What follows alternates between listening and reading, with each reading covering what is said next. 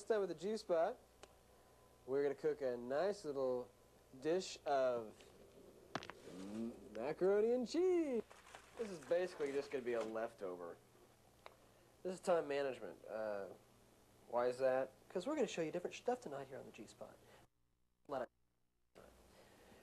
To reheat, oh hey, that's been in here all day. It's not bad. Okay. One thing we should do, chop up the macaroni and cheese. Be able to go all throughout the microwave. So the microwavable rays can go all throughout the macaroni.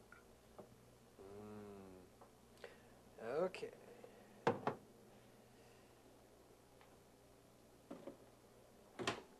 Okay, next up, time.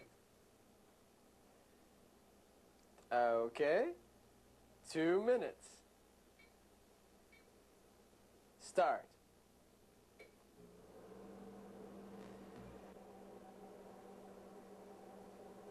There's really not much you can do when you reheat macaroni and cheese.